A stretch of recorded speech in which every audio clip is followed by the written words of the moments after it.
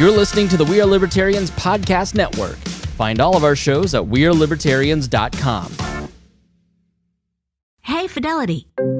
What's it cost to invest with the Fidelity app?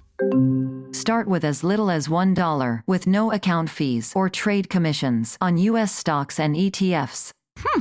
That's music to my ears. I can only talk. Investing involves risk, including risk of loss. Zero account fees apply to retail brokerage accounts only. Sell order assessment fee not included. A limited number of ETFs are subject to a transaction-based service fee of $100. See full list at fidelity.com/commissions. Fidelity Brokerage Services, LLC, member NYSE, SIPC.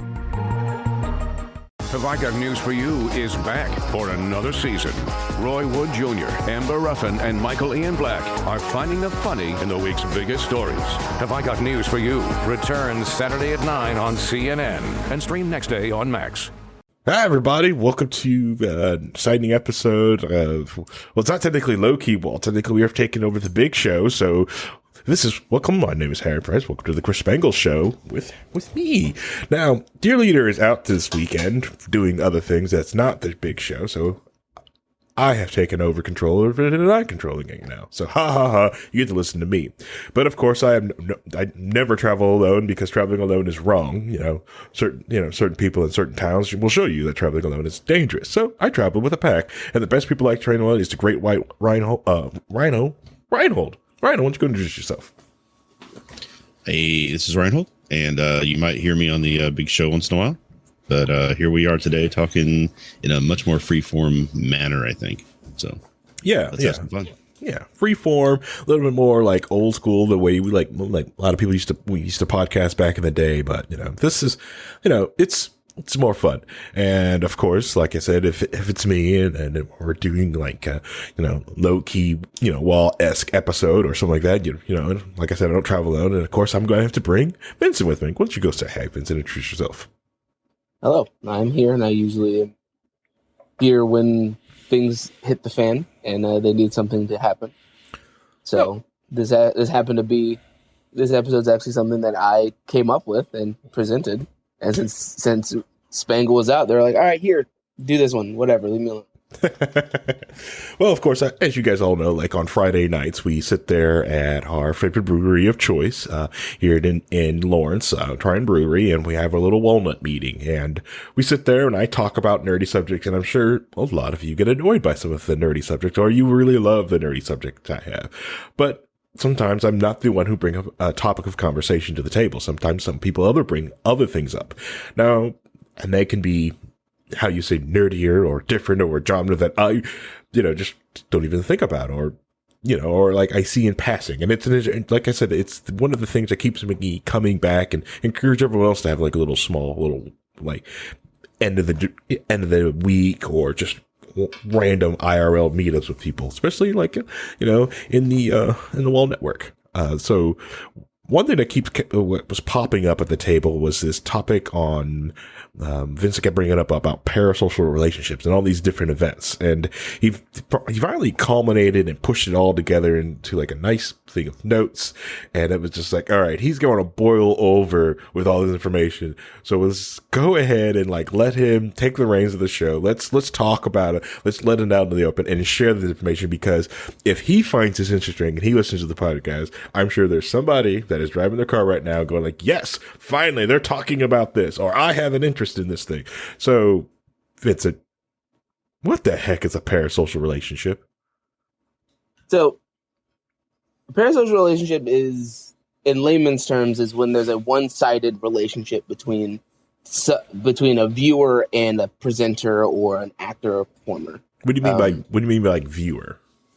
So, it's more of a like I have a relationship with somebody that they don't have to put any effort into being a part of it, or they might not even be aware of the other person having any input into it.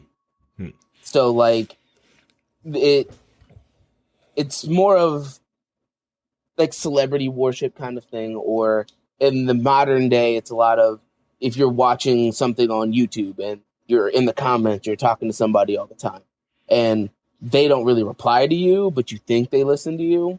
And since they talk as if they're talking to the audience and you're part of the audience, you become invested in that person. So what you're saying is like, all right, just trying to like understand it. So like, it's just more of a, so just like you guys are like just a lot of people who are like listening to this, like this episode right now, and they're like, I feel invested. Like, you know, I talk to these people all the time. I listen to these people every day. Like, am I in a parasocial relationship? Is something that's wrong? What's going on here? Like, the big difference is more of, it happens a lot when there's more of a massive crowd or a massive group of people, mostly because it's usually an individual that is completely unaware of your existence. So if it's somebody, like, let's say we have somebody in our chat that talks with us all the time and we interact with that person all the time. That's different because we have a smaller community and usually we build towards communicating with each other. But then you have somebody like, you'll take Mr. Beast, who has like tons and tons of millions of YouTube viewers and subscribers.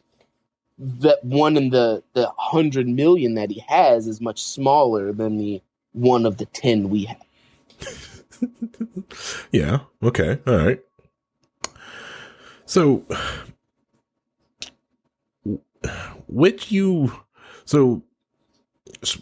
so where did this come about? Like, so when, like, is this a problem? Is this big, huge thing? Is this like a very scarce niche thing? What's going on? Cause like, it's like the only person I really hear about it, like coming about it, like is you. And then like the occasional, like, you know, like gossip rag things. What's going on? Right.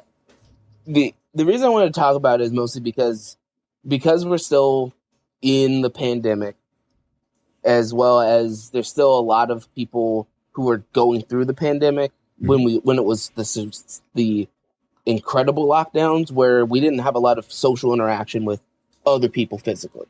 So a lot of our interaction came with us, you know, participating by watching streamers or watching videos and becoming attached to who they are. And currently with the way social media is, basically this is all what the influencers are about. So any influencer on Instagram, TikTok, Twitch, YouTube, any of those things, their whole career is built on having a community of people that will interact with them, even though they don't even know who they are. All right. So like during the lockdown, you're right. During the lockdown, we did our Friday night walnut because like they kicked us out of the brewery. They wouldn't let us in, and they turned into a grocery store. You know, and it's kind of hard to hang out at the grocery store. We tried, okay, hung out in the parking lot, but we eventually had to go home. But so we did like a lot of our Friday meetups there, and you're right.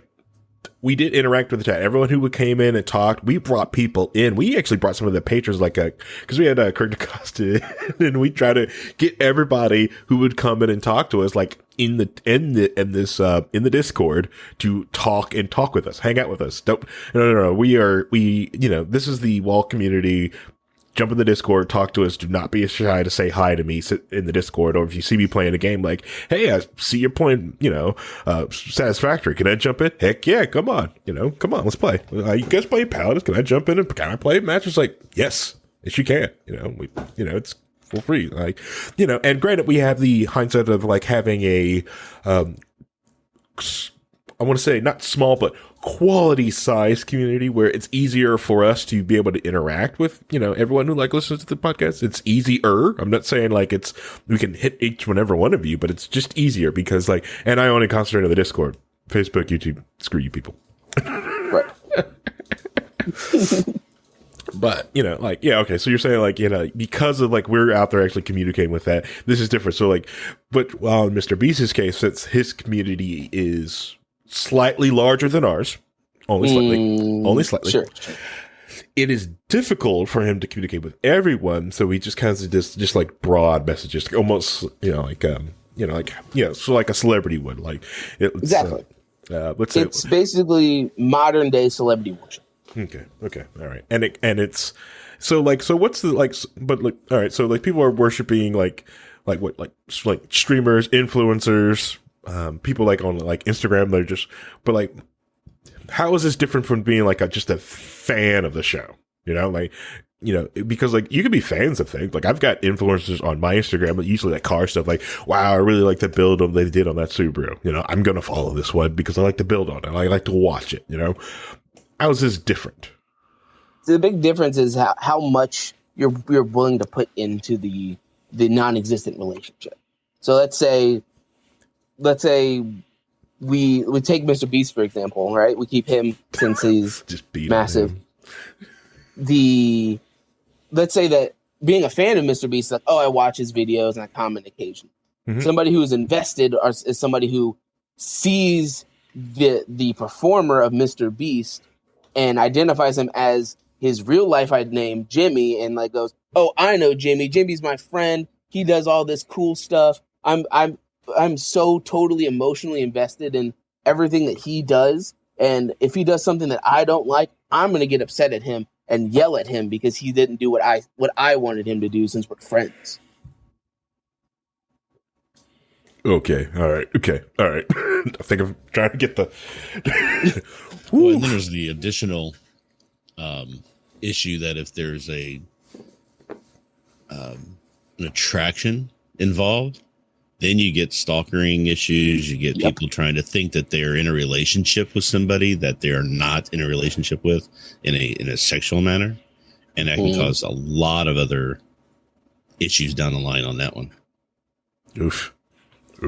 This is okay. All right. I think I'm kind of get the people who are willing to spend a lot of money on somebody who is way more wealthy than they are because they think that that's that person that they care about, and they're doing everything they can to support them, even though they're living way beyond their own. Yeah, and trying to get attention too from that person. So every time they pay them money, they get attention back, and that's what they're craving, is that attention. Yeah, because they're my friend, and I want my friend to know that I'm here watching the stream every day. But that's the thing, is that you don't have to pay your friend to like you. Well, at least I don't. But that could be a sign right there that if you're having to pay somebody to pay attention to you, they may not be your friend. But I've been watching him since he only had like 100 subscribers. So I mean that he has to be. I am in that situation on a few people that I know that are streamers. There's a streamer that I don't want to say I'm friends with, but when they started small, you were able to develop a sort of relationship with that person, became a mod in his channel, was on his stream from time to time, playing games with him. Now he's blown up and got big. I'm still a mod in the channel, but I don't visit as often. It's just not, we don't have a relationship that way. But when he was smaller, there was much more chance to just have that interaction that was there. Yeah, I there's a couple of Twitch streamers that I was with when they were small, and I think I faded away, and then it was neat when I came back into the Twitch channel and I was commenting, and they were like, "Oh my god, it's legend!" It was sitting there ecstatic. I'm like, "Where have you been?" And I was like, "It's like I told you, man. I got busy." I get that because I still subscribe to his channel because I want to support him and what he's doing.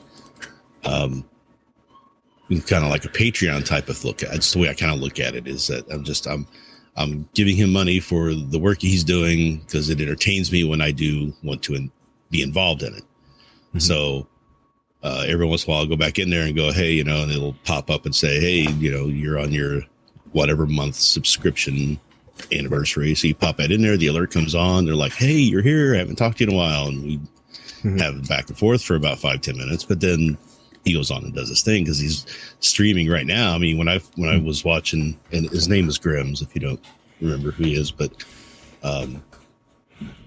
when I started watching him, he had just got his 100th sub or something like that. He was all happy and everything. And then now he's streaming to thousands of users at a time. So there's no way he can give that level of attention to people. Right. It's just not possible, right? So as larger you get like that, the less chance you have to develop those relationships with your community. And sometimes the community then gets upset about it. But it's still kind of how you want to be. I mean, if you want to be bigger and make money at it and do it as a living, you have to give up the option of being a small streamer where you can just hang out with everybody.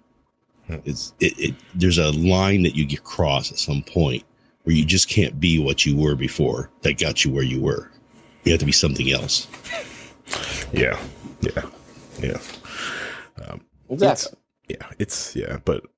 It's almost like all right, so like yes, having a lot of people follow your page like that, it does become a burden. Like even like when like WAL had the massive page, right? It was nuts. Whenever you posted anything, you know, like thousands of comments, like oh crap, and then like even like I think that's another thing that helped push me off of like you know, the Facebooks too was like the amount of people that was in some of the group pages was like there's a lot of people in here.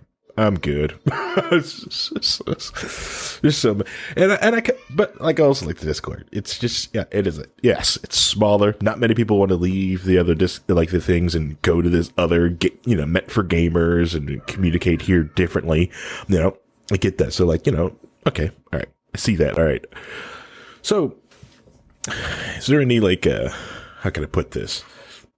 Like, so does it? Oh. It could be a good thing, right? Like, you know, like you can have like this type of relationship pull you through some dark times or something like that. But like, there's positive parasocial relationships, but it's more of it depends on where you're able to draw the line. Because a lot of the bigger issues with people who take into a negative manner are people who are fully emotionally invested and they have this sense of entitlement because of their investment. So if like I've donated to this streamer every time they're streaming and they're not noticing me, they're playing a game that I'm playing, they won't let me play with them. What's up with that, etc. Oof. I've seen some of those meltdowns on Twitch of people that like, I have donated and they feel so entitled to like, I demand in this stream and I demand in this, you know like, right. So, you know.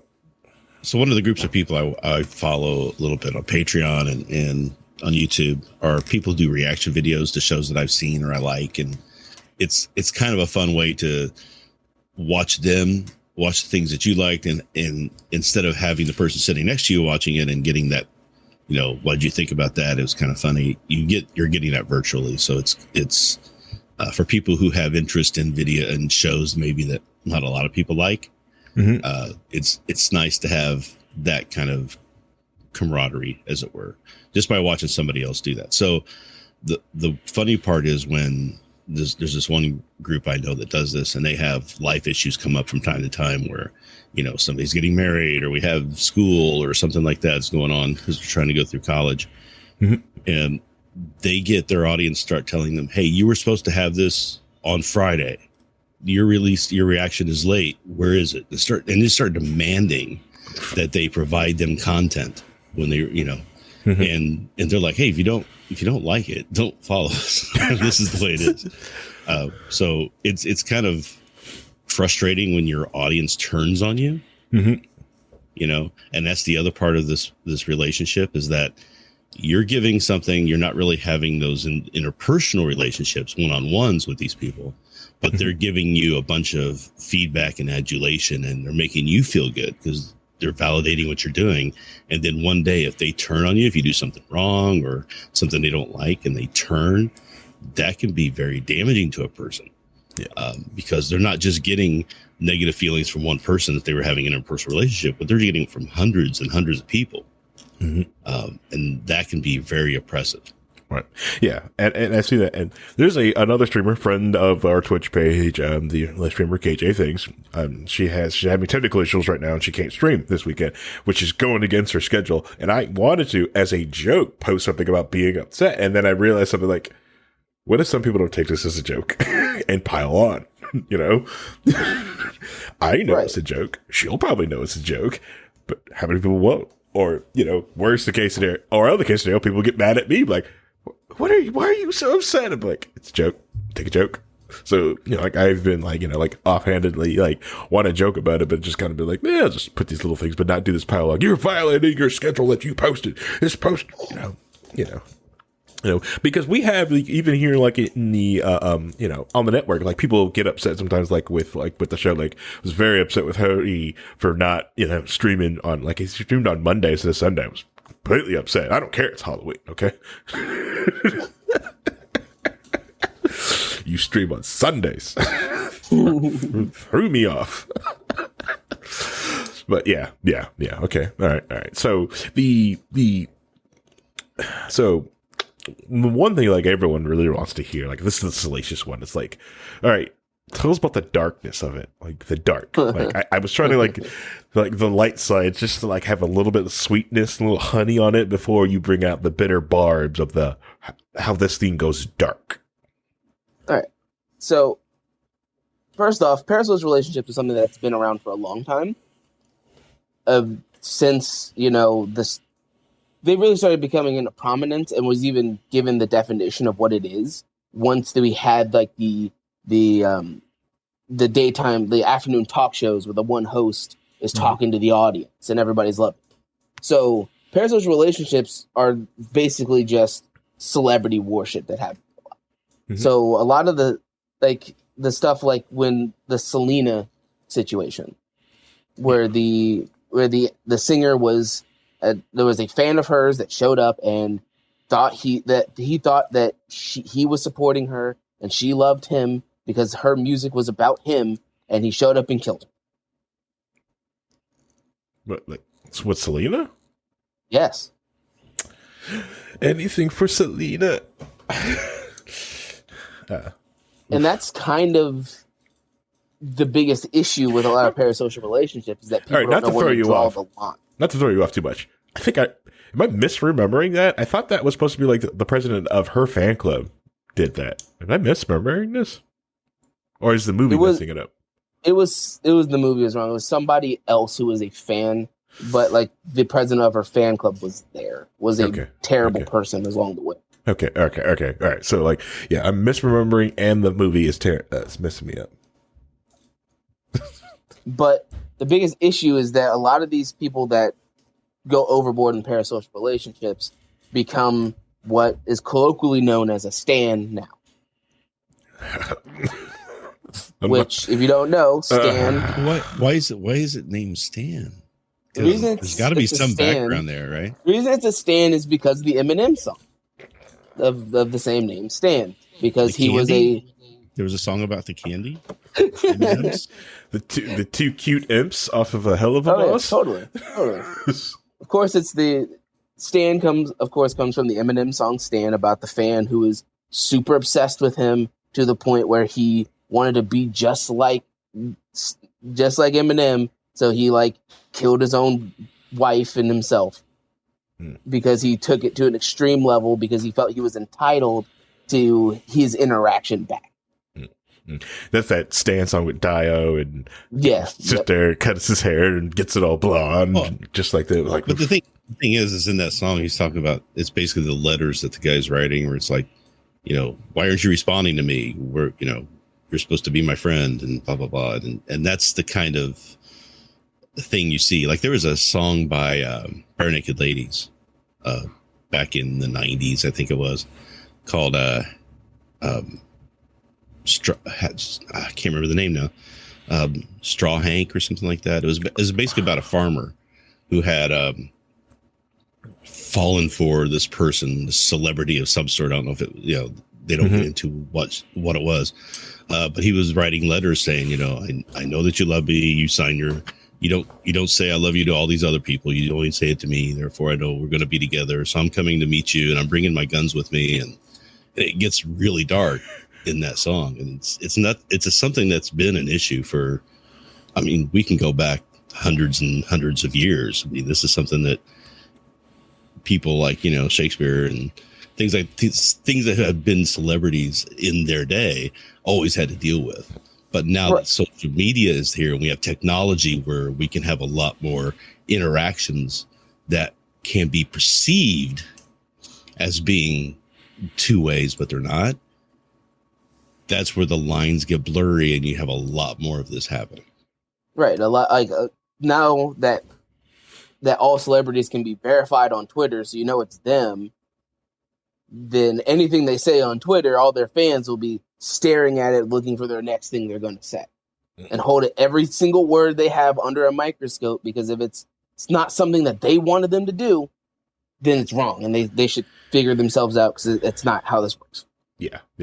Just like, because I was going to say, like, the overanalyzation of, like, also people's tweets or Instagram posts. Like, I was just reading about this one, like, because people are freaking out over a Chris Pratt Instagram post about his wife, like, and they're over analyzing it to the point like this thing lost all context, all meaning, and the way you're trying to say it, you brought it to a place where the photo doesn't leave context to where you brought it to, and the evidence of what the thing was going to go to. There's things that you could be wrong with Chris Pratt. Okay, I get it. His Garfield's going to be trash. I get it. Okay, all right. No one can top Bill Murray. Okay, I get it. Damn. You know, it was a meme, right? Yeah, I know it's a meme. I'm also upset that stands in the Webster's dictionary. Okay, doing this research for the show. Why is stand in the dictionary? Okay, I understand why memes in the dictionary. That makes sense. Okay, but why stand in the dictionary? Because it's become so predominant now. Because it's a word that has a definition. Exactly. And that's what a dictionary is for, is to have words that we agree upon having this specific definition so that we can all go, okay, we all agree on what this means. So what? The Urban Dictionary is really just like the cooling saucer of words before it can elevate to the actual Merriam-Webster's dictionary. Yes. So the Urban Dictionary is really a place where you hear a word that you don't know the meaning of. Mm-hmm. It's not in the dictionary yet because it hasn't become as ingrained into the social fabric yet. Culture. But people are using it. Mm-hmm. So you want to know what it means so that you use it right or understand what this person's trying to convey when they say it. So you go to the Urban Dictionary where somebody has put it up and said, hey, this is kind of what we agree that this means. And now everybody can build off that. It becomes more and more ingrained. It becomes an actual word. And there we go. Yeah, similarly, because like another big place where you see a lot of this stan culture is with K-pop, with Korean pop music, and they have a term for over obsessive fans called saseng, which are saseng fans. They're the fans that they perceive as obsessive and over emphasize on certain groups that they love. And the thing is that saseng fans are scary. They're scarier than a lot of other things. Now, to be fair, there is a level of celebrity things that some people do in order to increase that belief and feelings in people. Mm-hmm. And K-pop is one of those that really heavily do this, where it's not just, hey, we're doing this music and people like it.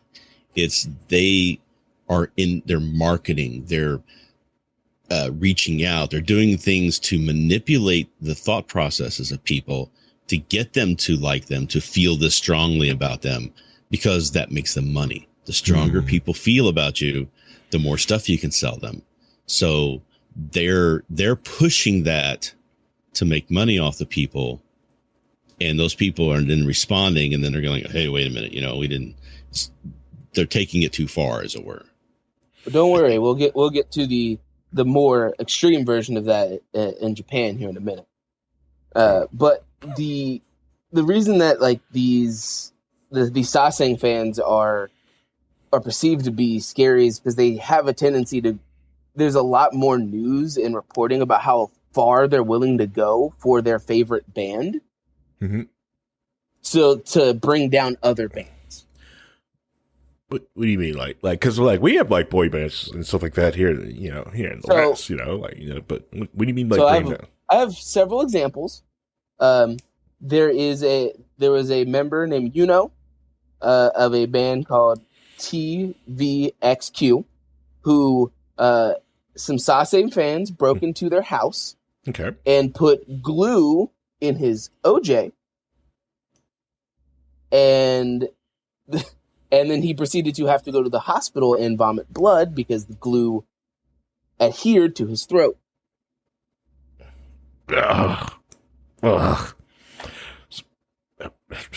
Because they didn't like him. Because that's a rival band that they don't like because it's not who they support. So, like, did this group have their own band, or they were just like stands of this other one, to the point that it's saseng fans of a different group? So they were just Yes. It's like, are you a Beatles fan or are you a Rolling Stones fan? So it's kind of like that. It's like if the Rolling Stones fans and the Beatles fans started having gang fights in the street, right? Oh no! It's more like if the Beatles fans and the Rolling Stones fans decide that they're going to take it out on the members of the band. Oh, it's true. Yeah, I see. Yeah. With the Monkees fans in the corner eating paste. I'm sorry It's if like, you like the Monkees. You don't need to that's go fine. down and open up this can of worms. Okay. All right. But there are things where one of the band EXO, they had a tour in China. When they were leaving, they had 20 different cars of fans following them to the airport because they wanted to follow that they really cared about them, you know. And the kind of abuse is so mentally straining that one of the people in the band of EXO also basically stated that he has like a victim mentality. So he's afraid to interact with a lot of fans because he's afraid what's going to happen to him. Oof. And that's not counting in the attempted kidnapping, the fans breaking into houses, fans sending letters that are like written in their own blood, you know, the usual stuff. Oof.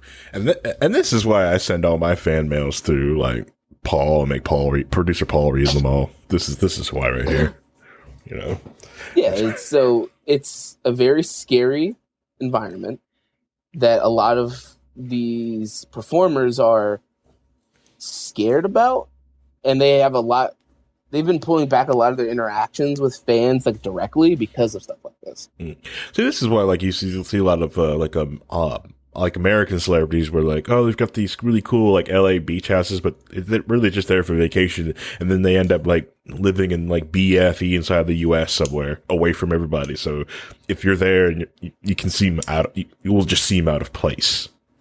Well, and the thing about the K-pop and the J-pop stuff is that the bands aren't really the members of the band. The bands are a marketing company that put them together. There are K-pop bands where you reach a certain age, you're out, you know, so they have to keep renewing members of the band. So it's not, you know, they're the ones that are doing a lot of the pushing and the manipulation, not the actual artists themselves. So what do you mean, like, they're not members of the band? So there's not like a group of guys coming together making a band? I have a perfect example for that. This actually transitions perfectly into the Japanese idol culture. Okay. In Japan, they have their agencies that like to make idol bands. And what they end up doing is that they recruit different people in, usually more women, but there are some young men idol bands. They put them together and they create how they look, how they sound, how they're meant to be perceived by the fans.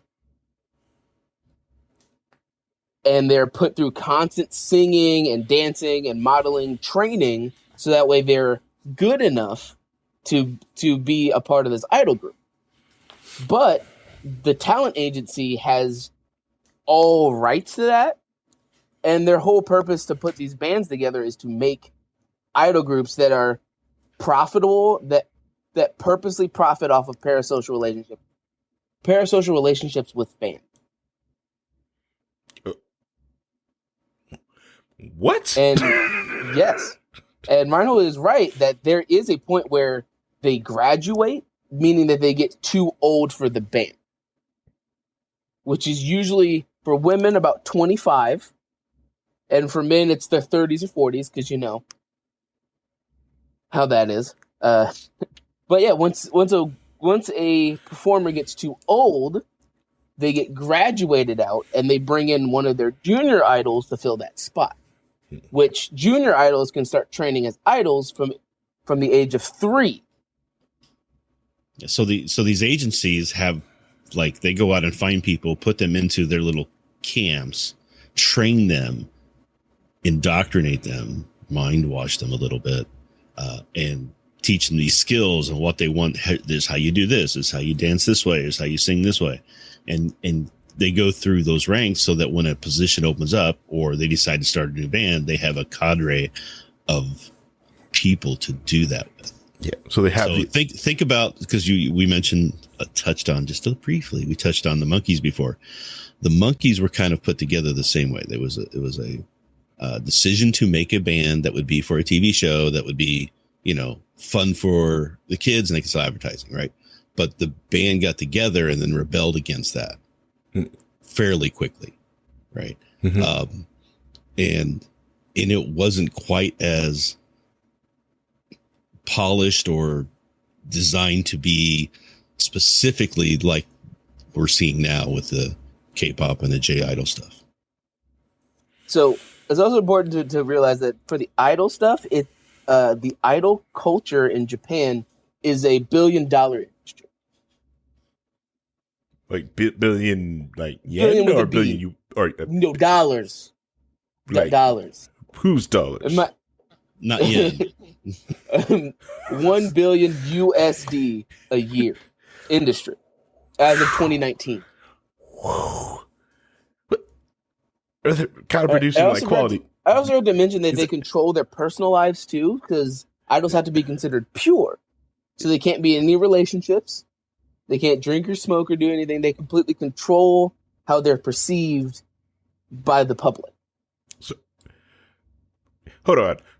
We started down this path. We did start down this path in the 70s and 80s with some younger girls who were like, put out there like a Tiffany's and things like that, where they were trying to do this kind of same thing. But American culture somehow didn't grab onto it quite that way. We have a little bit of it here, but it's not nearly at this level. And I think it's just more a case of the people they're doing this with are musicians and artists. And in our culture, artists are much more notoriously, screw you, I'm doing my own thing. You can't tell me what to do. Very rebellious, right? Yeah. These people are being groomed since 3 or, or maybe a little older, but they're being groomed to be this, right? So they don't question it or the authority as much. Yeah. Well, like some of our artists do, like, because like a rage against the machine has turned in rage for the machine. I will do what you tell me. That's just age. That's what age. Yeah. All right. I want to talk about this billion. No. We're going to talk about this billion. Where does this billion come from? Is this song sales? Cool. I got you. I got you. This is records. So the music. Before we get to the fan contribution, which is a big thing, idols are basically used for everything in Japan. So like they use commercials. They're most of the advertising around Japan is idols. They put them on TV dramas. They're hosts on like variety shows. To the point where in Japan, since 2010, they've had at least 40 different anime series based on idols. To the point where voice actresses have become idols from voicing characters in anime.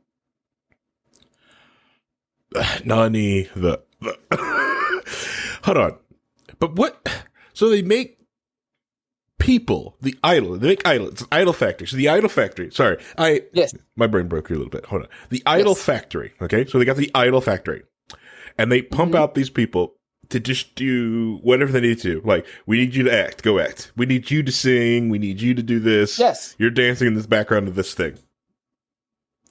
Yes. So this is someone looked at the Monkees and then Disney and said, I bet we could do this better. Or is it, this is insane. Yes.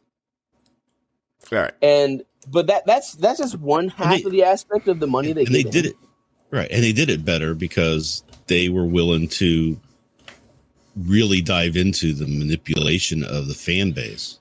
And that marketing aspect and making it part of the culture so much that people don't even see how this is a problem.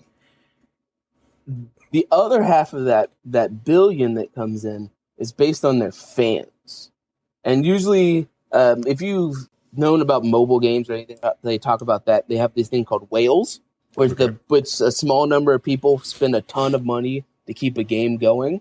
That's kind of what they have in Japan, but they're called Watto, which are very passionate fans who will show up to every show and every event. They even create their own dances to connect with their idols, and their whole thing is that the idols get paid more they have more fans, because Watto fans are willing to just buy all the merch and products they endorsed from their bias or their favorite member of the idol group, to the point where there has been many times where men have quit their jobs, dumped their entire life savings just to support one idol.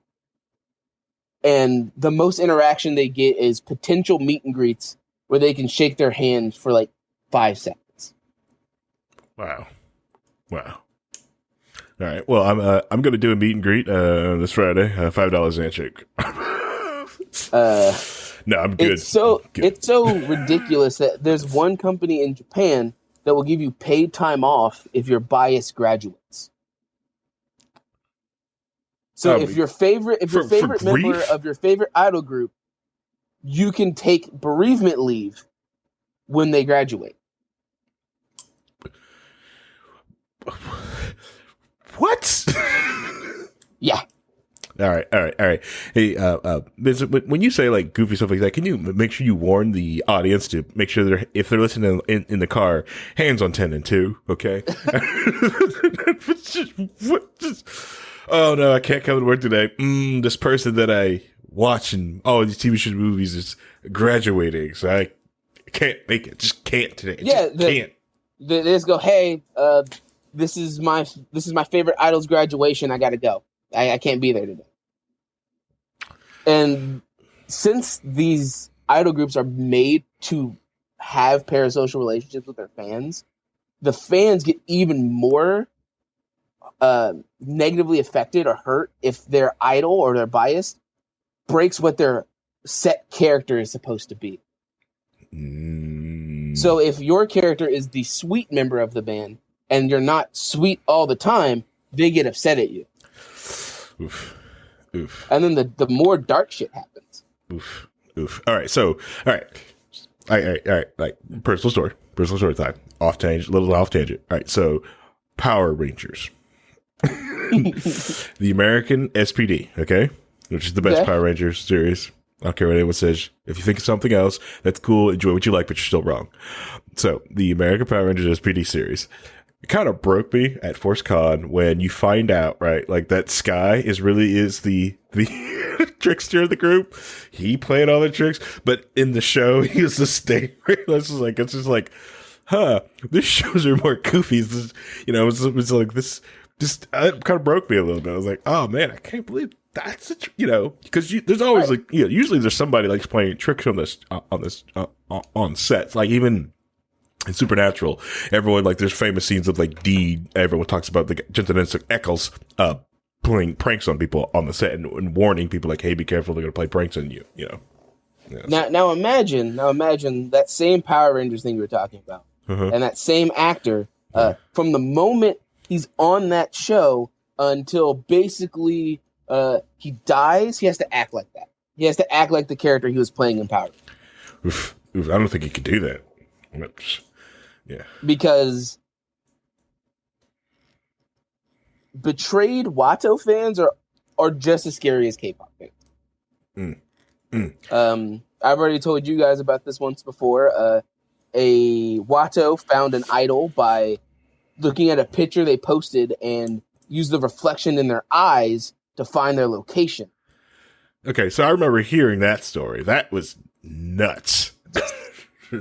Amazing worth of detective work. Waste of talent. Right. It was just there are people out there that are gone missing that talent can be used for, or just finding bounties, okay? That you could be making millions off of if you got the skill for this. And you use it for that? Oh, come on. And the worst part is because of how the culture is viewed. Anybody who kind of talks out of turn of what's supposed to be there, gets blackballed. So there was an idol whose name was Maho Yamaguchi, whose house was broken into and she was assaulted because she acted like a way a fan didn't want them to, and then she basically has been blackballed and silenced by the idol industry because that's not what her character would do. Because since she was talking about it, that shows that there's possible harm in the idol company, in the idol industry. So why talk about it? Okay. All right. Just like in the American culture when nobody wanted to talk about some of the things that the producers were doing to the casting couches and the sexual assault that was happening to male actors and things like that. That was all kept underground because nobody wanted that to come out because it would impact their money. Right. Yeah. Yeah. That even also happens as of recently in Japan. There is a current situation where a agency got sued because one of their junior idols was under so much pressure that she committed suicide. Because since she was considered a lower rank idol member, since she was a junior idol member, the people in charge were just harassing her and using their power to manipulate, intimidate, and negatively affect her mind state to the point where she couldn't be there anymore. Yeah, take an example. Take what happened to Britney and her trying to grow up and being so much under the public eye and everybody trying to handle her and manipulate her surroundings. So she kind of went crazy a little bit. She had emotional breakdowns. She had a lot of issues. Multiply that by like 20 and you're starting to get what's going on in the J-pop and K-pop scene. Yeah. Okay. There's one story where there's an idol named Mayu Tomito who was stabbed 27 times by somebody who broke into her house. She lived. Okay, that's good. But she was stabbed 27 times by a fan that didn't like how her personality was. But it's a fan of the group, but they didn't like her. She wasn't their bias. She wasn't their favorite. She did something that they didn't like, so they stabbed her 27 times. Then why would anyone want to do any of this? Why would anyone want to be an idol then? Because it's a $1 billion industry, and if you start at fucking 3, you don't know better. Thing too is as the idols are getting so much adulation from the fans that there's a love of it. So there's a new documentary coming out from Paul McCartney about his life and the Beatles and everything else. And in there, he's talking about how when they started, and they had all the girls after them, they're like, we cultivated that we were, sexy guys and we're trying to be pretty and everything because we loved the adulation.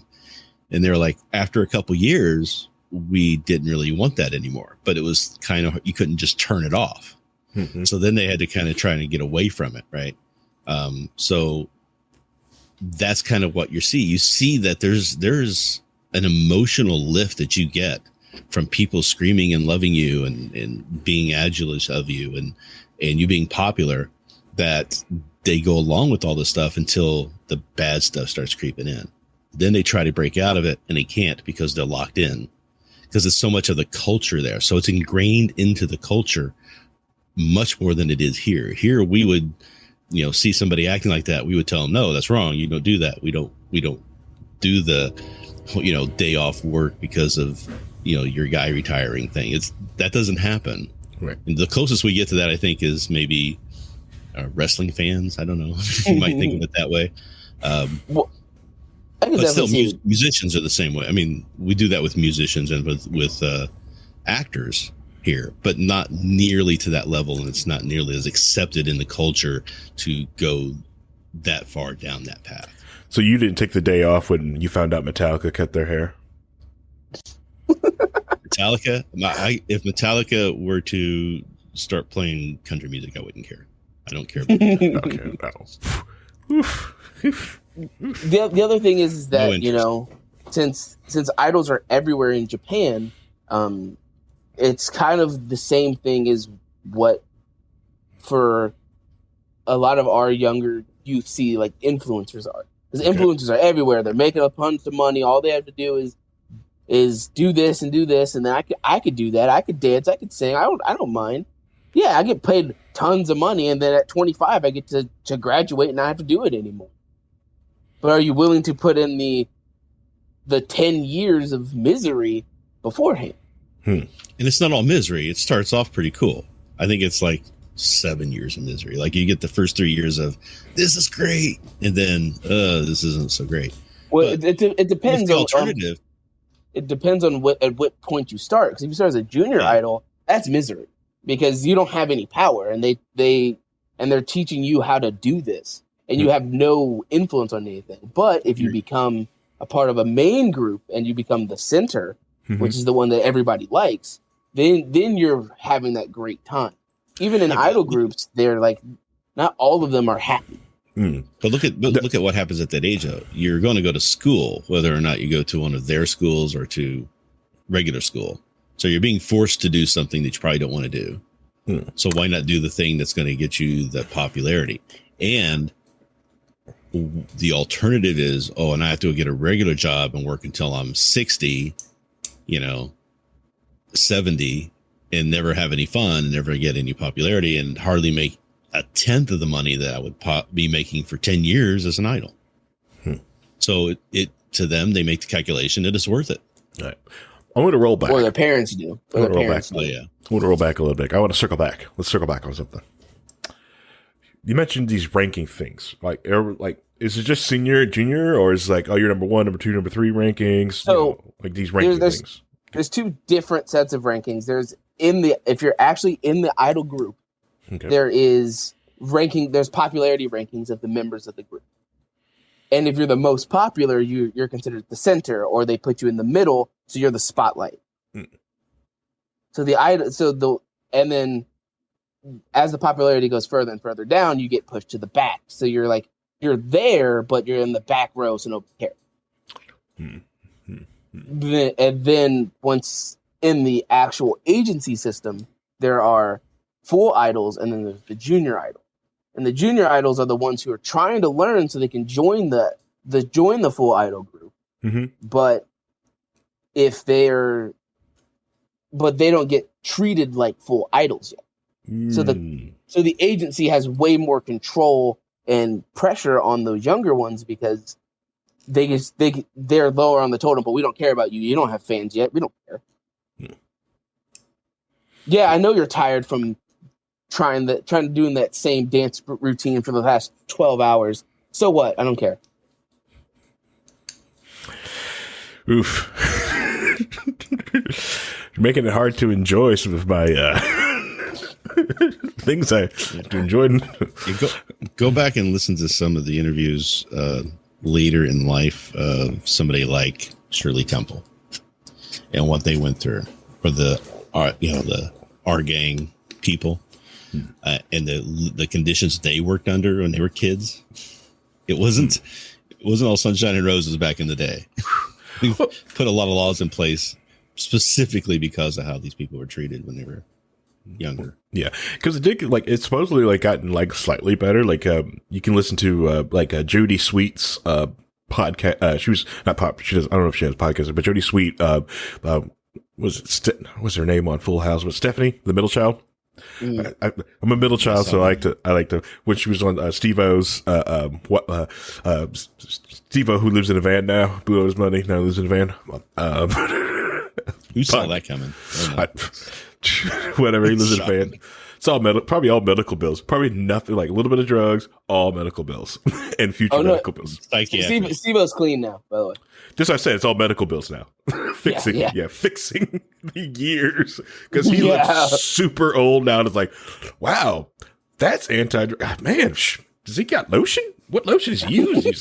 He needs more lotion.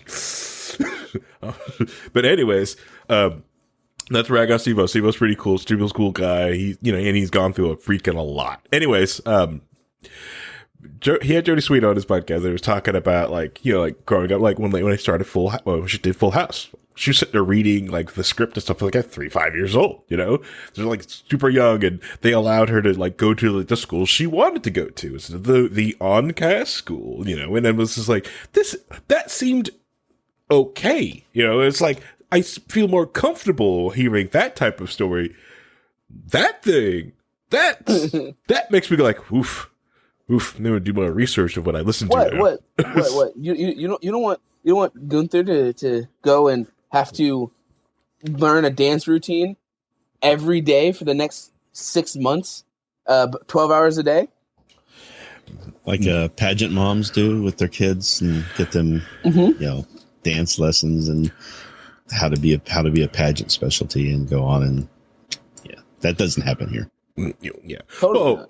Well, if you guys want to know, Gunther is very rebellious. The one thing that I don't care, like her activity that I just kind of do because her friend is doing it and I kind of pay for it to do, she freaking loves. I don't care about it. I don't really push her to this thing. I don't care about this activity, but she freaking loves this. It's just a little like gymnastics thing that she's into. This is like the junior gymnastics, because, she's going to be way too tall to be like a gymnast. She's already taller than most. But she has fun in it. She loves it. Swimming class. Try to get her to do swimming.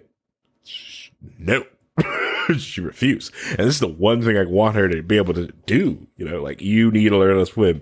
One, this will save your freaking life one day, or you may save someone else's life to learn how to swim. She doesn't want to do it. She doesn't. And I'm frustrated and proud at the exact same time. Like, I'm so proud of you for rebelling against what I want you to do. You will do the thing, though. You will do it, though. I'm so proud of you. Do it, though. This isn't going to stop. And I did tell her, like, hey, once you learn, hey, we can stop. But first, you got to learn. Once you get it, you can tread water, go to the side of the pool. You can be an okay swimmer. You don't have to be a strong swimmer. If you go into like too rough, you have to be a strong swimmer. You understand the difference. Which is like my wife. I try to tell her like there's a difference between swimming in the pool and swimming in the ocean. Even like I brought her like basically like, okay, this current gets kind of strong. He's like, yeah, there's a big difference between swimming in a big body of water versus a pool. The pool really doesn't have currents. It's not pulling you, it's kind of stagnant out there. Like that thing will, it'll grab you and just take you along. So you start floating and next thing you know, you could be down the other side of the beach, but teach her how to swim like they did to me in the Navy. How do they teach you, Brad? Rhinehold?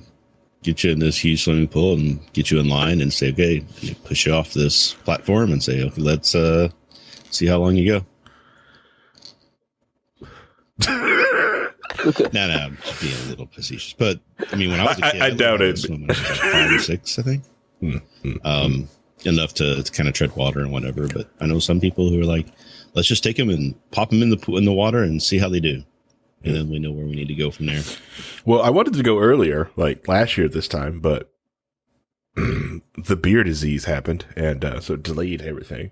I wanted to get her in early, because I seen all this stuff, and then it became really, really hard because like because there's tons of like places you can teach them like to learn how to swim, but I wanted to go to the school that's close because it's like 5 minutes down the road from my house. I can easily get there, versus like go to the Y. Yeah, the Y is cool. That's 25 minutes down the road. 5 minutes down the road. And that one's always booked. So I found one which started on Saturday morning, which worked out great. I kicked them out of the house and, they go swimming. But, all right. So sorry for the detour of my personal life. That's fine. We'll jump from this nice, wholesome story and we'll bring it back to the U.S. and stuff around us. Okay, well, if that's the case, then we technically need to stop for like a small break. Technically, okay. So this is when the insert break here. So I don't have the control of the big O, broadcasting thing that can insert these things, but I do have control of Twitch, and I can set a break there And so it actually like will give like a small little ad break and give us a break and actually get a break period in the audio. So I'm going to do the small one here real quick. Okay. Yeah. Which, technically it's even to like pre-roll as we could talk, because like the people, if you're subbed to the channel, the Twitch channel, you're actually viewing us talk here in real time without having to see the pre-roll ad.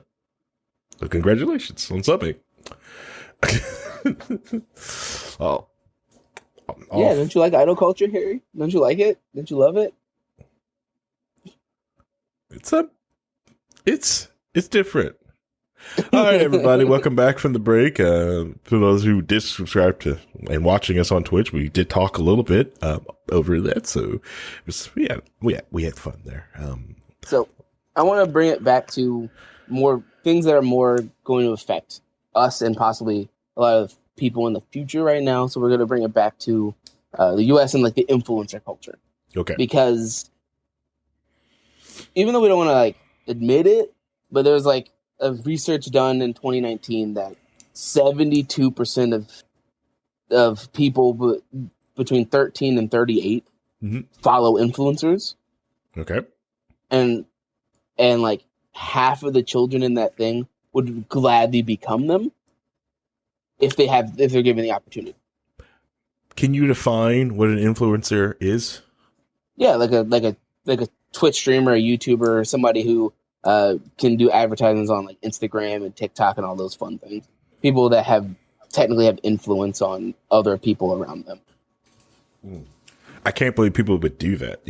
People would sell out to corporations. I'm under such spotlight. That's why I have to use my Looms deodorant, to keep me good. But who would do that? Oh my God! Who would want to just make themselves public and what their thoughts and views are, just to people like that, just for people to like them. I mean, that seems kind of out there.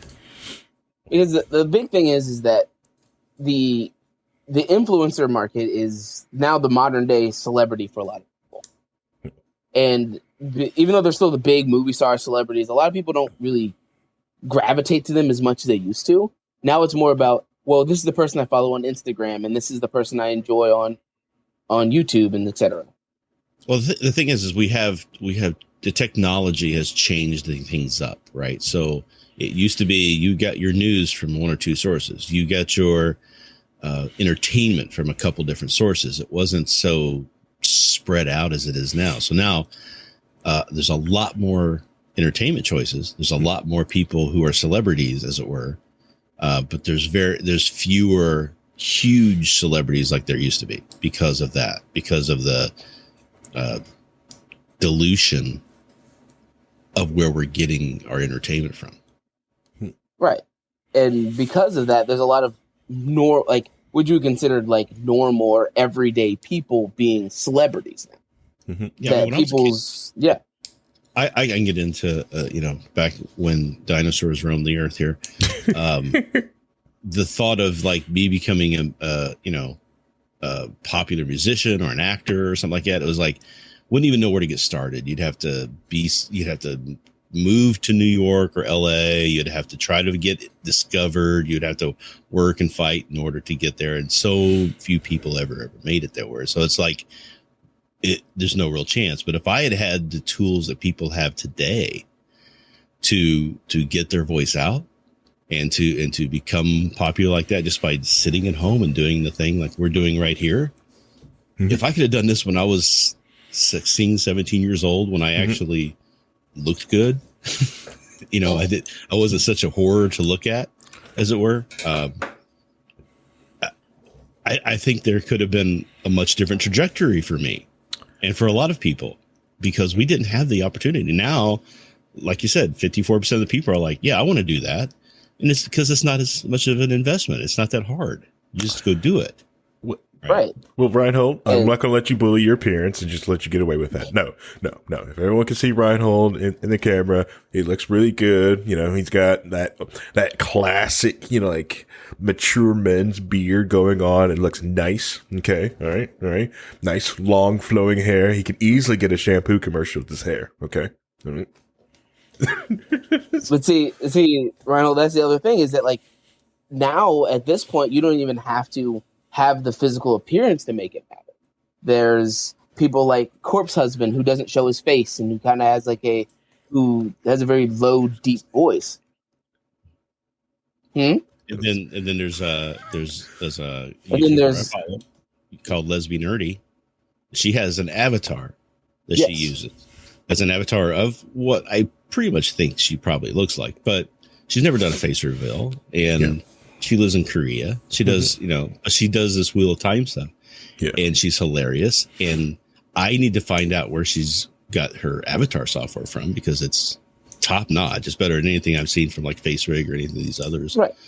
But yeah, there's a great way to go about it doing that way, to kind of hide your face. But the VTuber market. The reality is when things are now so inundated with so many people involved into it, the audiences are expecting to see your face, and so they can become connected to you easier through that mechanism, right? So there's a give and take there. Yeah, it depends on what it is. Like we talk about, we'll go to that point to talk about VTubers, because VTubers, their whole thing is their character, right? And even if there's person behind it, it's a lot of their character is what they still bring out. And it's how much. So you can't be boring, right? Like maybe myself. You have to actually be entertaining and put on a show and be, something that people want to go see. And that's it. It's either that or you rely upon your looks. And if you have both of those things, you've got a much easier road to hoe than if you don't. But that's just the reality of life, as it were. So right, you have your personality, you have your personality, your looks, or your talent. Because there's a bunch of people that are on Twitch that only are followed because they're massive in this particular game because they're really good at it, or this makeup artist is really great at doing Halloween or horror makeup, so everybody follows this person because they're so good at this. Shout out to Kami. Oh, I'm sorry. Good old Kami. Bane of Paladins, but awesome. He's kind of trying to get away from Paladins now. So. I can understand it. I've gotten away from Paladins. He's going through some stuff. He's having some fun. But that's, I do enjoy Kami and I do follow him a little bit. So yeah. And I will say that not all of these communities are following streamers and having some sort of parasocial relationship doesn't always turn into awful. It doesn't always bloom into terrible things. There have been plenty of times where, since this is some of the stuff I watch, there is a VTuber named Watson who decided that she was going to do a 12-hour stream to donate to charity. And once she was planning on adding do more things when she hits a certain point, and then by the first hour she hit the $1 million that she wanted for charity. Another one, Iron Mouse. She in her personal life, some of the stuff she's revealed is that she has some really bad medical issues. And she was starting to stream, but she was going to need donations so that she can get a new desk, so that way she's not in her bed all the time. And she has a way to get out of her bed and get to the desk and do that. It's because that's the only way that she feels like a person, is doing these streams, because she can't interact with humans because of her immune system. Yeah. And before she was even done explaining, she had hit her goal. Oh, wow. And Iron Mouse is a VTuber, right? Yes. Okay. Just want to make sure we talk about the same. But there's plenty of those kind of things of good that happen within these communities that can come from that kind of connection with the people they're watching. And I think especially the Twitch and YouTube communities like that, you see a lot more of that than you do see the negatives. I mean, you see the negative stuff in some of these chats, but most of the times the streamer gets rid of it quick. The person gets banned, anybody who's causing trouble are out. But there's a lot of positive stuff happening in all the streams that I usually go through. And if it's not being positive, then I won't be in that stream. So right. It's part of it. So that's what a lot of these people get popular. Now there are some popular streamers who are popular because they're a-holes. Yes. Right. We will not name names, but I know exactly who the assholes. I know. And it's just like, why are you people watching this guy? He's such an asshole. And then people are just like, he's funny. You know, he's ribbit on everybody. And it's just like, yeah, but he's not really funny. Right. You know, what's wrong with you people that you like this? Yeah. You know, it's the thought process I have. But yeah, because but I see this all the time where you're in there and somebody's having a bad day, and then other people will come in and tell the streamer, hey, you know, I'm going through a whole bunch of stuff, but coming here and being in this community and listening to you and having fun with everybody else in the chat has made me feel better. It has helped me in some way through a negative or a dark space. So a lot of that happens that you don't hear about mostly because it's kind of common, but also because there's no sensationalism to it. You'll hear about the bad stuff, the doxing and everything else. You'll hear about that stuff, but you won't hear about all of the positives that happen. I will get into that in a second, but another great example is Jacksepticeye. He's doing a thing that's the first 2 weeks of December. He's doing a thing called Thanksmas, where anybody who's streaming, you can apply to be a part of it, and it all goes to a charity to help build houses for people who need them. Oh, nice. And it's open to anybody who wants to stream. They just have to sign up, and then it all goes to that fund. And isn't Extra Life next week? I think so. So yeah, next week Extra Life is a thing where all the Twitch streamers get together, and they're all doing things for children's hospital, wasn't it? Yeah. Yep. So I watch Co Carnage a lot. So I mean, Co, not so much lately, but I used to watch him a lot. And then he's always doing that, where he starts off and says, "We're going to do this charity. We're going to try and get this much money in Extra Life," and he hits it almost immediately. He's like, "Okay, let's stretch that goal," and he'll do another one, and he'll just keep hitting those over and over and over again, because he'll go on a 12-hour stream and just do it. Yeah. Because even though there's a lot of bad, and the bad gets publicized a lot more, and it's a lot harder to ignore the bad, there's tons and tons of good. Mm-hmm. And yes, I am going to probably talk about more bad after this, because there's still more stuff I want to talk about. But there's lots of good that happens in these communities because you have that connection with the person that you're dealing with. All right.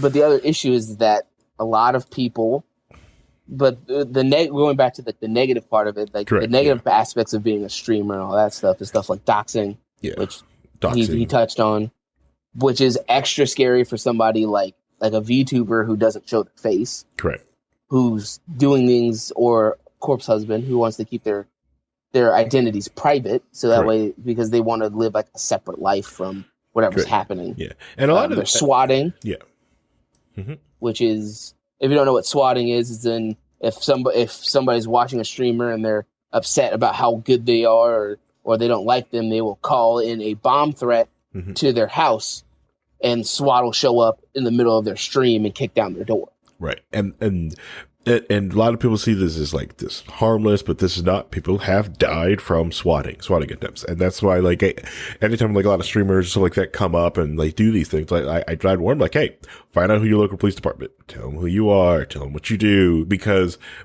if a lot of them, especially, have becoming well aware of these things that are happening around the country, because not only does this protect you, but also protects the police department, because like a lot of people own guns to defend themselves. And if the police are going there, rushing it because they think they're going in there to defend somebody, to protect somebody, and all you're hearing, because you got your headset on, is someone kicked your door down, you could end up returning fire. You get hurt, they get hurt, all bad situations. So just tell them, like, hey, I'm blank streamer, this is my page, I do this. If something happens, or someone call into something like this, come on, I'm just doing this. It could be something like that. Most police departments are fine. Non-emergency line, walk to your police department and just kind of explain it to them. It's very simple. It's kind of scary at first. You'll see when you bring it up, you'll get that one person like, I don't know why you're here. This sounds goofy. And then someone eventually will pick their head up and go, I know what you're talking about. Let me get your information. It is scary at first, but there will be someone, especially like I think I did it for the police department. I did it for the Lawrence Police Department. They knew exactly like, okay. It took, like I said, like when I walked in there, one person looked at me like I was a goofy person, and then someone was like, no. Here, let's talk. Yeah. So Yeah, if you want to prank a streamer like that, send them a pineapple pizza or something.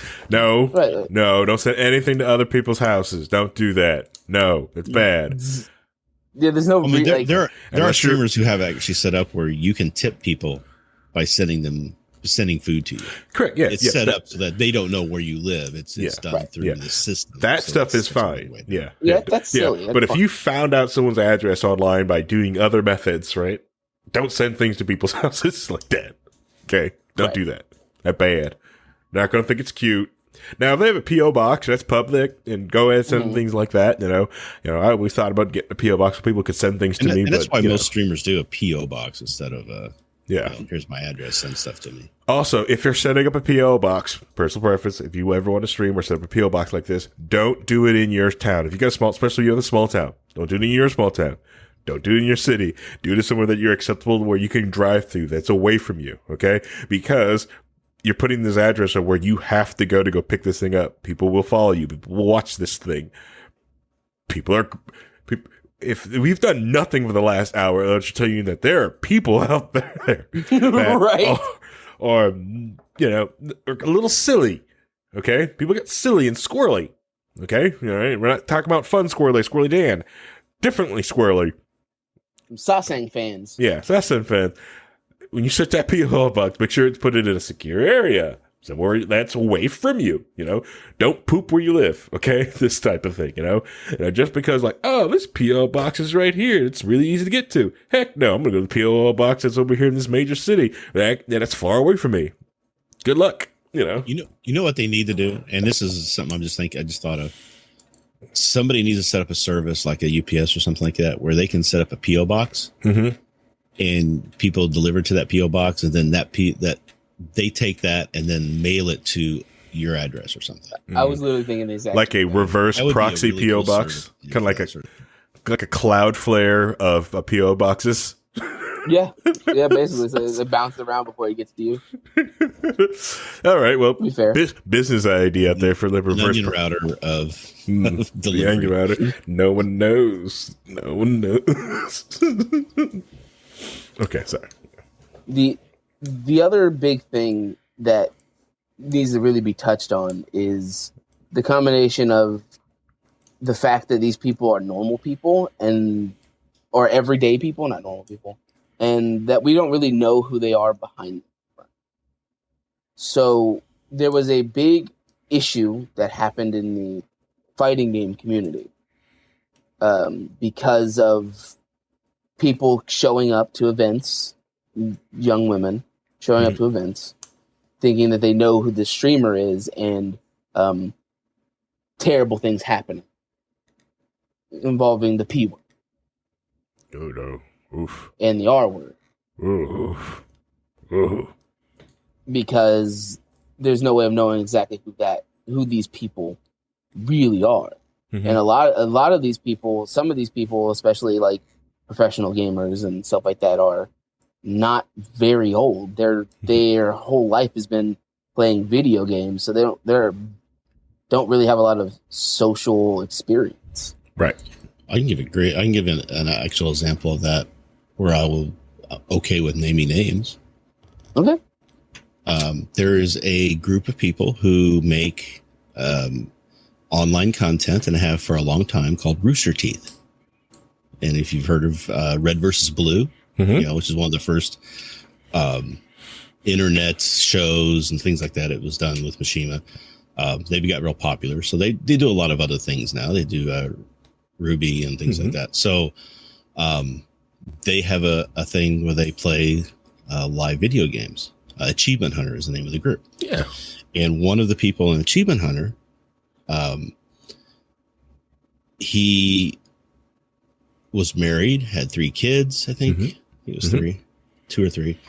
And his name was Ryan. And a lot of people liked him. I mean, I liked watching his content. He was very funny. And he kind of had a persona of being the crazy guy, the guy who would kill you without thinking about it. But it was always like a persona type thing. But it came to light that he was actually going to these conventions that they were doing and grooming fans, young female fans who were underage, to go back to his hotel room, and he would have sex with them. Right. And then, so this came out, and the initial person who talked about it, everybody started saying, no, you're lying. This can't be true, blah, blah, blah. And then more and more people came out, and it became very obvious that this was happening. So he was immediately fired. Everybody that he was working with, all the group, because they were real close. They used to sit next to each other every day. They knew each other. They went to each other's house. They become friends. Right. Were completely shocked and just devastated by it. Right. And it just destroyed that whole community for the most part. And they're rebuilding, and they're doing doing good work. And they've tried to eliminate all the videos that he was in from their catalog. Yeah. Which hurts because he was in a lot of stuff. But they're trying to move on from it. But it's like how that one cancerous person, hurting these other people, hurting his own family, can really infect the communities like that. Because as you were talking about it, it gave me enough time to fully look up some of this stuff. So in the fighting game community, there's a big tournament called EVO Evolution, which is basically like the equivalent of the fighting game Super Bowl, right? That's where they have all the big tournaments. They announce these big games. They have massive stages, and that's where they all play. So one of the co-founders, EVO was canceled last year because one of the co-founders it came out with a lot of sexual misconduct and abuse issues with people that showed up to the EVO events. And it canceled an entire fighting game tournament that it wasn't just one game. It was literally people's livelihoods that they've been working all year for across like 15 different games like that, because somebody decided that I'm going to be an awful human being. Wow. And wait a minute, like, so EVO, this is the one where like a lot of the like if you see like fighting game like good clips in that crowds there, this is majority of them where they come from. Yeah.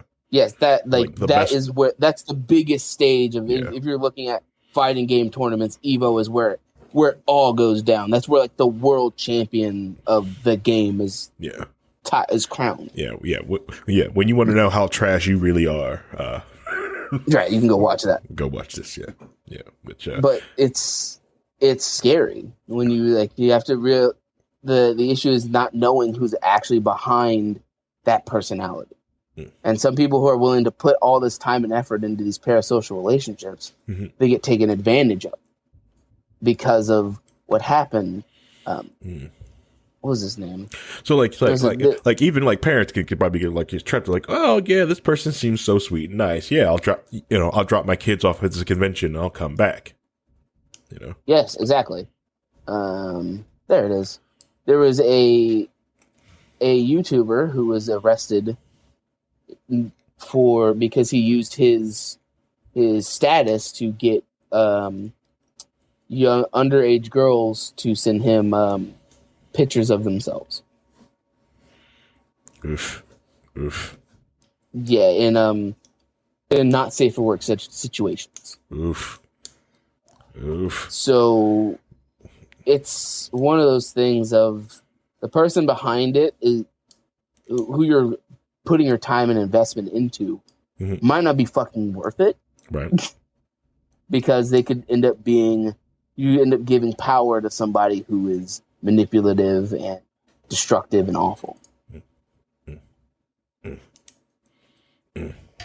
that's not even getting into the fan hate over random stuff. Like there was a wrestler who was on this reality show that's on Netflix called Terrence House. And during one of the things that happened, she had an interaction on the show that the fans didn't like. So they cyberbullied her to the point where she killed herself because this person ruined something that was so precious to her in the show. And because she had a negative interaction with that person, even though it was something that was her prized possession that person destroyed, the fans tore her down to the point where she wasn't willing to be.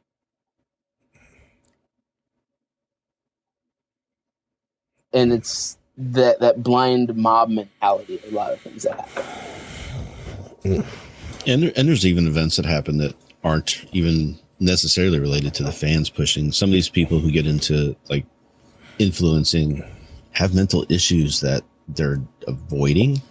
And some of those will flare up and become visible, very, very ugly. Like there's I watch people do reactions. Like I said before, there was a reactor who suddenly just stopped posting. And when people were like, what happened? And they went and found out he had gone into the woods and killed himself. Another 2 reactors that I know both stopped doing any reactions and then posted publicly that they were going through a program because they were, suicidal and they were trying to get help. And, so they would say, we're not posting anymore. We're not doing any more reactions. We're just going to do, this is just too important for me, for my mental health. And, they occasionally would post like, here's my new support dog, because they would get an emotional support dog. And it was kind of the cliche, but they were doing that. It was helping them. But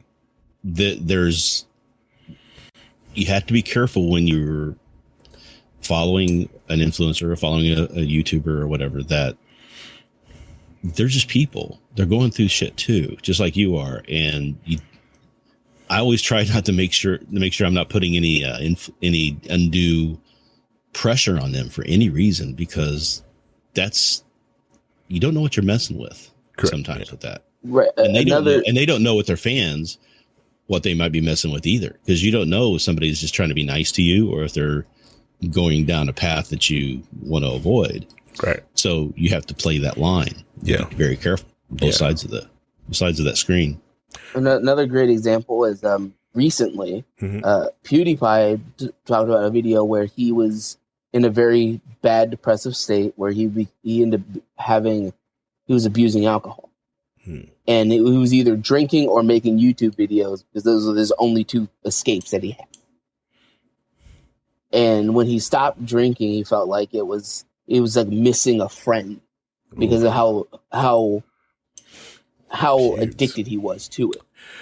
Is this like does this happen like because of the lockdowns, or like just happen like? No, he was talking about it. He did it like, I think it was like 2019 or something. Okay, all right. Oof. But he was going through it. He recently came out about it, and like there was a point where he stopped. He took a break from YouTube because YouTube is a job. Yeah. And people don't realize that it is a job for a lot of people, and it's very stressful, and there's a lot of pressure on them, especially if you're doing like content every day. Right. And it isn't like doing like this content creation job. It is very incredibly stressful. This is why, like, I applaud when like the solo creators take some time off. Like Crowder, he takes July off. Is it July off that he takes off every year?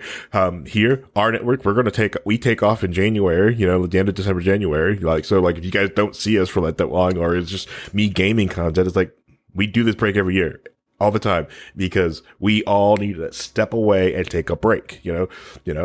I really didn't understand it at first as a listener, but when I got onto the show and started doing, like, oh god, I needed the break. I was like, I need to do something else real quick. And because the treadmill of YouTube or comment on Twitch, it is an incredibly all right, so like this Twitch page, right? Like that we're streaming on right now, an amazing growth in its first year, right? Because I was streaming all the time. But the moment I stopped because I started working full time, it just plateaued, right? And it's really hard to get up there because I'm not streaming the same content all the time. I'm not on there all the time. I'm not cultivating the things to get there. And it gets in your head like, will I never do that? But you have to.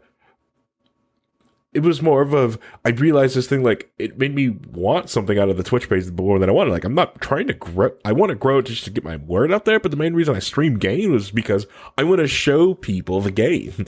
And I need the audience's help. I need your help to help me finish one-player games also. There's no way in heck I can do a one-player game by myself. I've seen me not do it. I've got a backlog of one-player game that I will not finish, and it's not for, it wasn't for Twitch, There's some 2 multiplayer games that, wasn't some people in this room I wouldn't even finish, right? So. Resident Evil 6. I haven't played Paladins since the last time we played together, I think. Same. I had my famous blow up. Yeah. We have not played in a long time either. Yeah. Other stuff. Because Yagurath sucks. Okay, Yagurath sucks. Yeah, right? I killed it. I just finished Bard's Tale 4. I mean, I got that years ago, and I finally finished it recently. So nice. And I could be streaming that stuff. It's just that when I decide to play, it's just random. And it's just like, if you don't have a schedule on YouTube, it's really just you're just end up talking to nobody because nobody knows you're there. And it's YouTube does. YouTube does. And since we're on YouTube, I want to rag on a little bit. Discoverability on YouTube is horrid. Dog crap. Right. It's so bad. I mean, everybody else does it better than Twitch, and it's just so frustrating because if I go to YouTube, I can go to the main YouTube page and they'll try to tune what I watch to, and say, hey, you might like this because you watch this other stuff. Mm-hmm. You try that on Twitch. You're not going to get that. You're not going to get people like what you normally watch presented to you. You have to go searching for it, and then that becomes horrible. Yeah. So getting started nowadays is just terrible. Yeah. And for some, I'd recommend doing YouTube and then switching, and doing a Twitch app on top of it. But yeah, Twitch likes to promote the top streamers all the time, and it's just like, yeah, but they're the ones they've invested money in. Right. They want to get the return. That's it. Yeah. It's just like with YouTube, they don't care because they're not investing in a lot of people. They're just trying to sell ads. So they want to get people in front of content they like in order to make that ad money. Mm-hmm. Whereas Twitch is much more about, we need to promote these big guys that we've given all this money to. Yeah.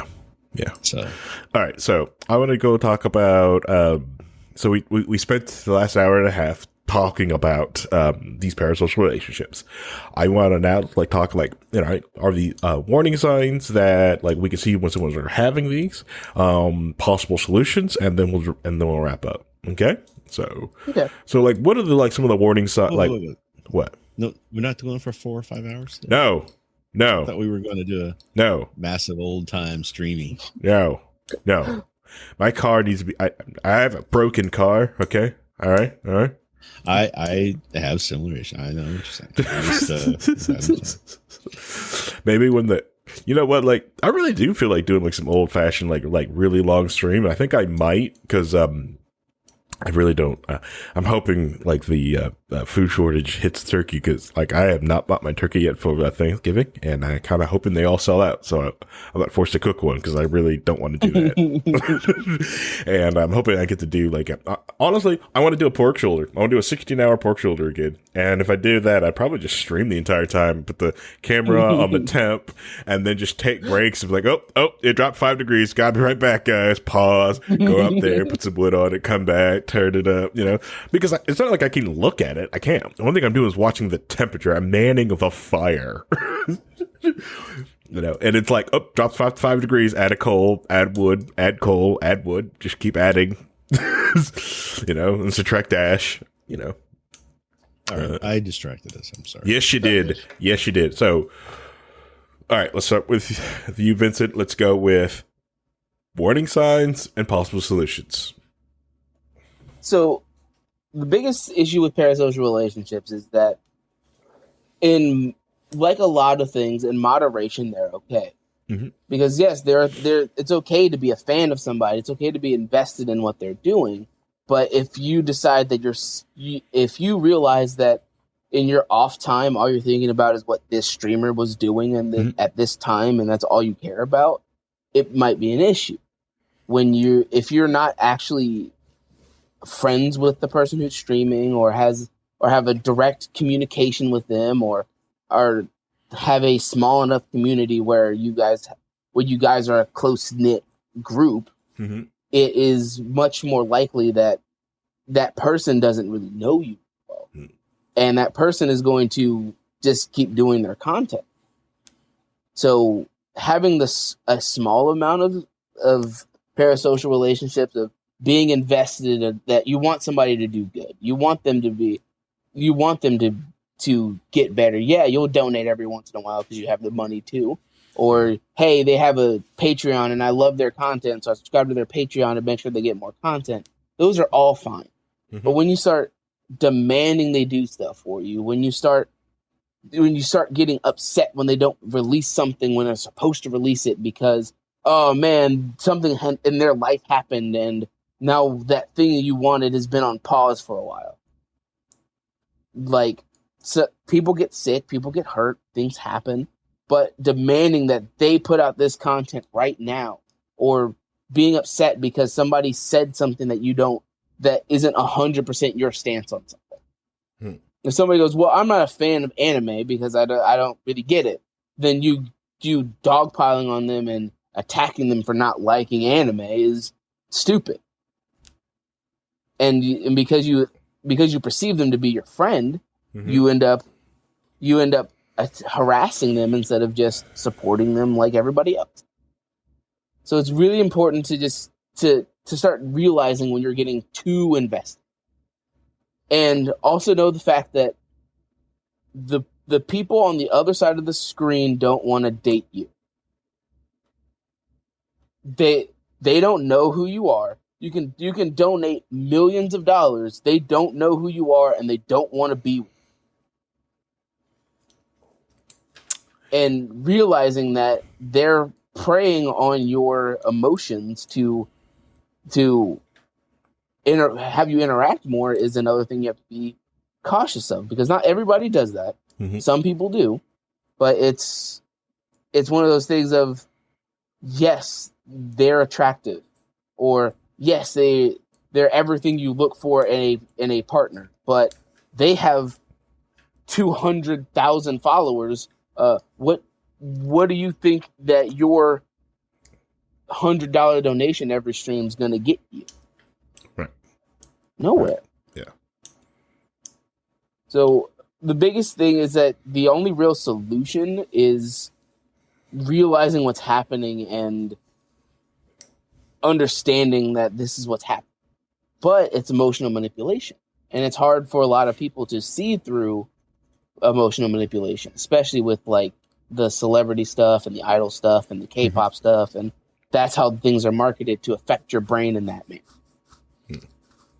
I have an example, but I don't know if I want to get into it on this. Oh my God. There are people who will go to strip clubs.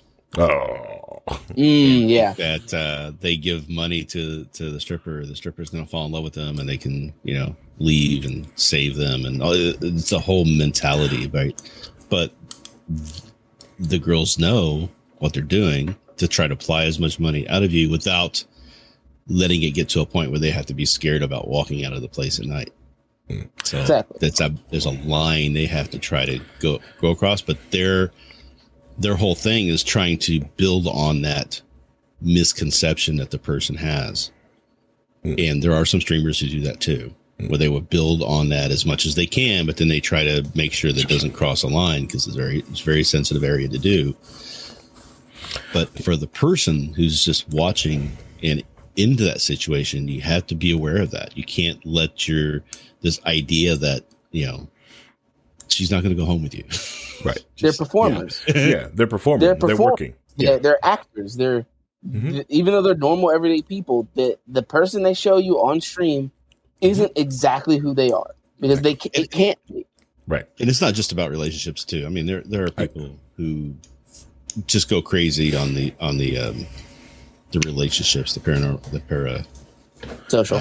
Yeah. Parasocial. Yeah. Paranormal for some reason. Yeah, paranormal relationships. That's a different show. We'll do that episode in December. That's the Art Bell. We're going to do that at midnight. So it's not always like a sexual or anything like that type of connection. It's just, you're my friend. You give me something that I want or need in my life that I'm not getting somewhere else. And then you're starting to funnel all of that into that relationship that is one way. Yeah. And you have to be careful about that, because that's not how it works. Right. That's not healthy. It's more isolated. Yeah. I think that everybody, and I'll just say this right now, I think everybody should be going to a therapist sometime. Like, even if it's once every 6 months, to just get a check-in and talk about some stuff, just so that you're getting somebody that you're talking to that's able to give you a clear, unbiased view of what your relationships are, what you're doing, how you're living, etc. Make sure your mental health is okay. If you feel like you need it more than that, definitely go more than that. But that's a great way to check in with yourself, so you don't go down a rabbit hole like that. Because if you are going down that rabbit hole and you talk to somebody every 6 months or whatever, it's going to come out in that conversation. Because if you're going down that rabbit hole, it's all you're thinking about, and it'll come out in your conversation, and they'll catch it. That's good. Yeah. Right. If you decide to pull your whole life savings to support your bias, then they'll come out. Yeah, that's a great solution there, Rhinehold. But just checking in. So my therapist, you mean Joe Rogan, right? That counts, right? Well, since you have such a close relationship with Joe Rogan, you should be good for that, right? That should be good. Good. Another big thing is, because it's so isolating, because a lot of people put this time and effort into it. Make sure you have time to check up on your IRL friend. Human beings need skinship. Period. Meat space. Even if you're a guy and your only friend groups are men, ask him for a hug.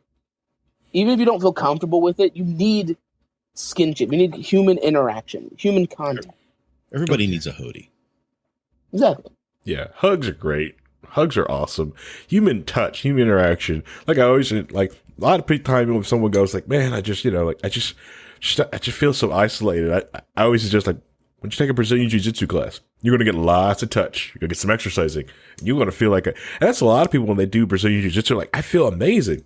Touch. You just, even though you're like wrestling, you're touching and working out. The endorphins in your brain is just like, it's firing off. It is an amazing time.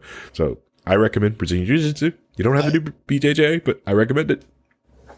I have a different, I'm a kind of an isolated person. I prefer not seeing anybody or talking to anybody physically. Just stay in my little room, my little house, my little world, and choose when I want to talk to people. Mm-hmm. But you also have somebody that's also there that you can still gain skinship from.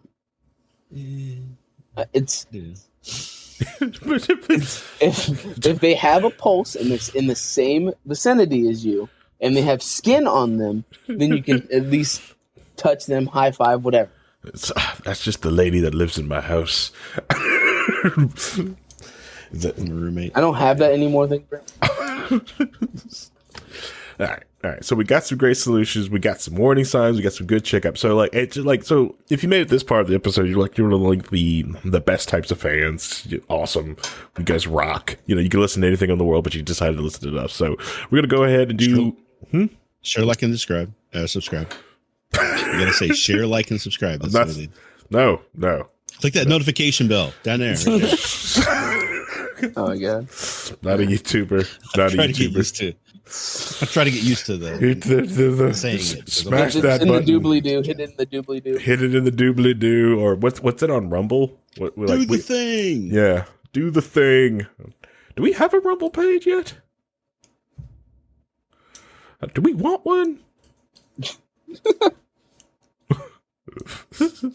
I check it out because, like I said, anyways, no, stop it, Rhinehold, stop it. I know what you're trying to do. All right, let's go ahead, wrap up. Final words. We'll let Vincent go first, and then Rhinehold, and then I'll end this three-ring circus. All right, final thoughts. The reason I wanted to talk about this is because this has been a kind of a concept that's been sitting in my mind, especially during all this lockdown. Especially during the lockdown, a lot of other people surviving the lockdown, not having a community of people to hang out with, not having a pod of people that you can go see every day, at least once a week. It's scary, and it turns you more towards the digital. And with how much social media, no matter how much we hate it, is advancing, especially with stuff like metaverse. Don't even get me started on that. Human touch is going to, like, human interactions are in person are starting to seem less and less often, especially with people working from home, especially from people that don't have to leave their house to do a lot of things now. So it's important to realize that the person on the other side of the screen you're watching might not be the person you think they are. They might not even know who you are. And no matter how much time and effort you put into it, there's a high likelihood you're not going to get anything back from it. And understanding that that's the scenario and that is something that has happened in life for a long time. Mm-hmm. And there are billion-dollar industries based around that concept of you give us money, you get to shake hands with pretty girl. So it's one of those things of it's really important to keep an eye on your mental and also realize that at the end of the day, the people on your screen aren't the same as the people you have in meet space. You can have online friends, you can have people you play with, they have interactions with all the time. Mm-hmm. That's different than an influencer or a streamer or a YouTuber that you watch religiously and they have no idea who you are. So make real friends. That Twitch streamer in the hot tub isn't your real friend.